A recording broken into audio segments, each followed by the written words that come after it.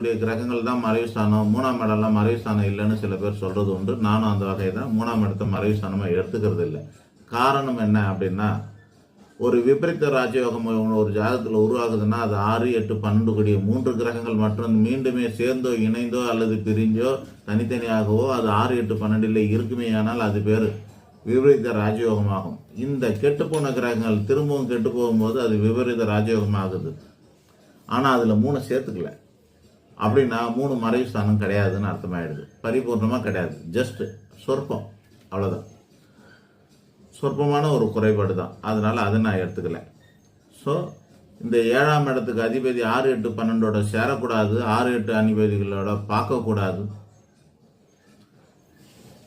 அந்த 6, 8, 12ஆம் அதிபதி 7ல் வந்து இருக்கக்கூடாது. எந்த விதமான தொடர்பும் இருக்கக்கூடாது. இன்னும் என்ன தொடர்பு அப்படின்னா சார தொடர்பு கூட இருக்கக்கூடாதுங்க.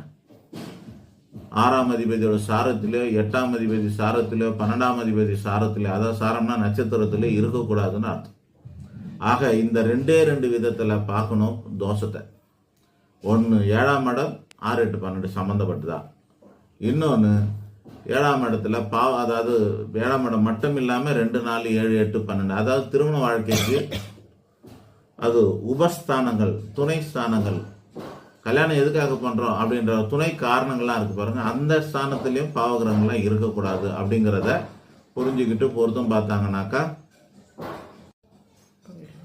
அதெல்லாம் புரிஞ்சுக்கிட்டு பொருத்தம் பார்த்தாங்கனாக்கா அவங்களோட வாழ்க்கை நல்லா இருக்கும்.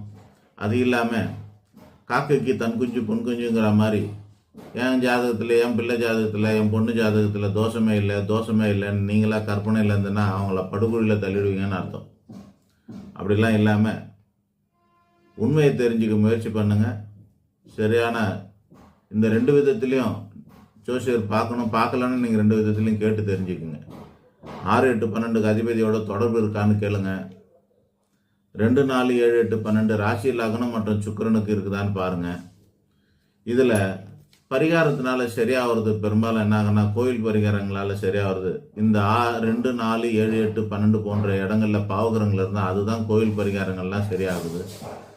6, 8, 12ஆம் அதிபதிகள் வந்து கலத்திர ஸ்தானத்தில் கூடி நின்னா அல்லது கலத்திர காரகனோட கூடி இருக்கிற பட்சத்தில் அதெல்லாம் அவ்வளோ சீக்கிரம் சரியாகாது.